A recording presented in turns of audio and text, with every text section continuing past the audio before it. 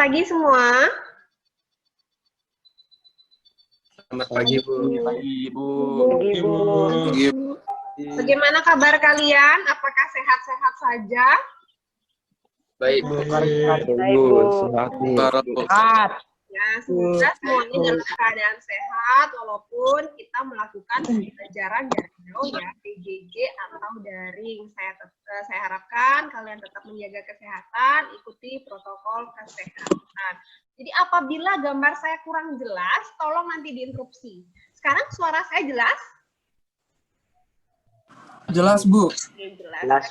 Oke, saya izinkan saya untuk share screen dari PowerPoint saya ya.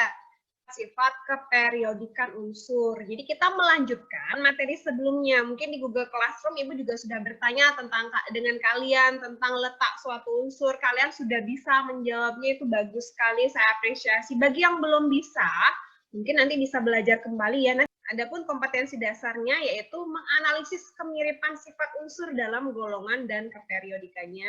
Berikutnya adalah menyajikan hasil analisis data-data unsur dalam kaitannya dengan kemiripan dan sifat keperiodikan unsur.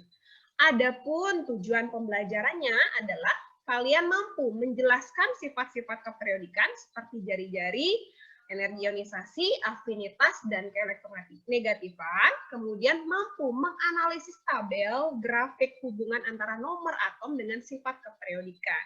Pertanyaan saya satu, saya pengen tahu nih, di sini akan kelihatan ya siapa yang minat. Tahu helium, golongan 8A, tahu nggak helium? He, Ambang tahu. Saya tanya dulu, siapa yang bisa nanti bilang, Bu, saya mau menjawab. Helium nomor atomnya berapa ya? Helium? 2. Oke. Saya tanya, kalau helium kok nomor atomnya 2, konfigurasinya apa ya? Gimana ya konfigurasinya ya? 1s2, Bu. Good sekali. 1s2. Nah, kalau saya tanya, berdasarkan konfigurasi, itu sebenarnya helium itu golongan berapa sih, Nak? 1s2.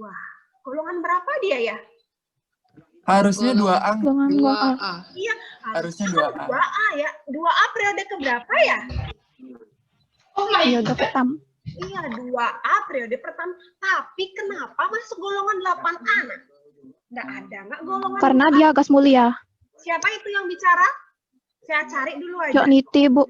Cok Niti. Oh iya, absen 5. Cok, kenapa kira-kira Cok? Kenapa dia masuknya golongan 8A, Cok? Kemiripan sifatnya sama gas mulia lain, Bu, menurut saya. Oke, good sekali, tepat sekali. Jadi gini, seperti yang sudah kamu baca, bahwa tabel periodik modern selain ditentukan dari konfigurasi atau nomor atom, itu ditentukan dari kemiripan sifat. Ya, ada 2 dasar pengelompokan, konfigurasi didasarkan nomor atom dan kemiripan sifat. Terima kasih ya Cok Niti sudah membantu saya menjelaskan. Oke. Di sini saya lanjut dulu ke slide berikutnya. Jadi sifat-sifat keperiodikan itu ada apa saja? Ada jari-jari, ada energi ionisasi, ada afinitas, dan ada keelektronegatifan. Ini slide show. Jadi jari atom itu jarak antara inti atom dengan kulit terluarnya atom.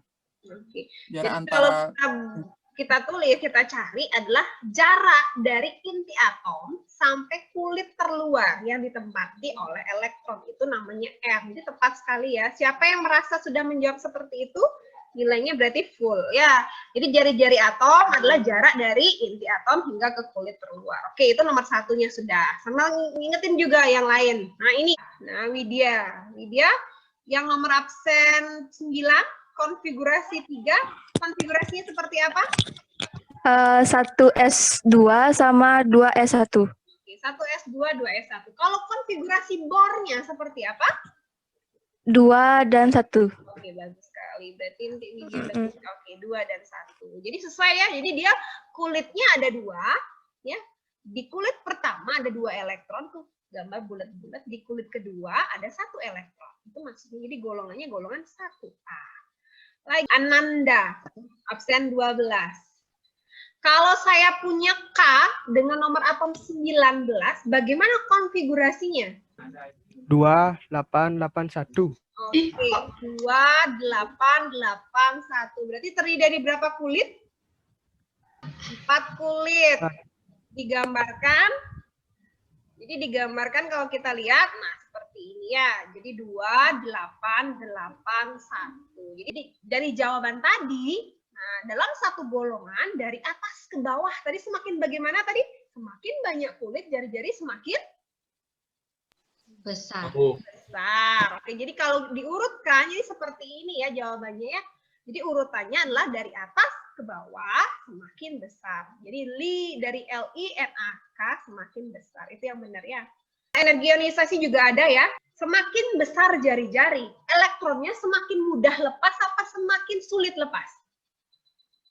Semakin mudah, Bu. Mudah. Sama ya, Mudah, Bu. analoginya kayak gini deh ya, kamu pacaran jarak jauh tuh, LDR tuh. Nah, LDR semakin sulit putus apa gampang putus? Nah, Gampang. gampang. Jadi kalau berarti semakin besar jari-jari, semakin besar jaraknya, berarti makin mudah putus. Jadi makin mudah putus, jadi energi yang kamu perlukan untuk memutuskan kecilnya seperti itu ya. Energi ionisasi adalah kebalikan jari-jari atom. Makin besar jari-jari, energi semakin sedikit. Mana membuat kesimpulannya? Jadi lengkapi aja kalimat saya ya, Safitri. Untuk yang pertama kira-kira Safitri, untuk sifat-sifat keperiodikan itu apa saja dalam sistem periodik? Ada jari-jari atom, yaitu jari-jari atom, energi ionisasi, afinitas elektron, kemudian keelektronegatifan, dan sebenarnya ada 2 tambahan, yaitu sifat logam dan titik didih juga titik leleh. Oke, betul sekali ya. Jadi memang banyak sekali sifat-sifat keperiodikan. Jadi ada sifat kimia, sebenarnya ada sifat fisika. Jadi yang di sini kita bahas hanya 4 pada pertemuan kali ini, hanya 4 saja yang benar sudah dikatakan sama Safitri ya. Ada jari-jari atom, energi ionisasi, afinitas elektron, dan elektronegatifan. Oke, berikutnya nak. Nah, coba lihat lengkapi kalimat saya kira-kira ya. Semakin besar nomor atom dalam satu golongan dari atas ke bawah, maka jari-jari atom akan semakin besar. Sedangkan energi ionisasi, afinitas elektron, dan keelektronegatifan semakin kecil. Terakhir. Oke, silakan dilengkapi Safitri. Semakin besar nomor atom dalam satu periode dari kiri ke kanan, maka jari-jari atom semakin kecil, sedangkan energi ionisasi, afinitas elektron, dan keelektronegatifan semakin besar. Betul sekali, terima kasih atas kesimpulan. Jadi kalau kita belajar ya, kalau kita ketemu, ini adalah tanda dari energi ionisasi, afinitas elektron, elektronegatifan. Sedangkan ini adalah tanda dari jari-jari atom. Ketika kita gabung, nah ini. Seperti ini kita belajar. Energi ionisasi, afinitas elektron, elektronegatifan, jari-jari atom. Oke. Jadi terima kasih untuk pembelajaran kali ini. Saya sangat apresiasi atas kerja keras kamu membuat LKPD-nya, kemudian atas partisipasi kamu mengikuti pembelajaran saya hari ini ya. Jadi sudah sangat saya apresiasi. Terima kasih atas waktunya juga ya. Jadi sebentar atau 2 hari lagi Ibu akan berikan kamu soal-soal latihan tentang sifat-sifat keperiodikan melalui Google Form. Nanti kamu coba dulu ya. Jadi terima kasih atas waktunya untuk kelas 10 MIPA 1 kali ini. Jadi saya tutup pembelajaran hari ini dengan doa. Doa dimulai.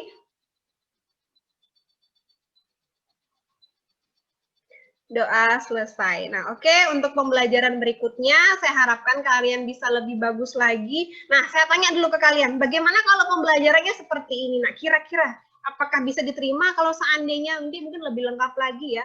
Gimana kira-kira? Ada satu orang yang menjadi juru bicaranya. Menurut saya, Bu, saya suka belajar kayak gini. Apalagi Ibu tadi pakai analogi, terus jadi saya lebih ngerti daripada cuma di diskusi di Google Classroom aja. Kalau misalnya Zoom, terus Ibu tadi ada pakai analogi, itu jadi saya lebih ngerti. Itu pendapat saya, Bu. Terima kasih. Ya, tapi memang ya di antara banyak pilihan pasti ada kendala kan. Tapi tidak masalah, apapun pembelajarannya, yang penting kalian tetap mendapatkan hak kalian untuk belajar, itu intinya. Di pembelajaran daring yang dituntut adalah belajar mandiri. Oke, terima kasih untuk hari ini. Saya ucapkan selamat pagi. Silakan melanjutkan aktivitasnya masing-masing. Sampai jumpa di pembelajaran berikutnya. Sampai jumpa.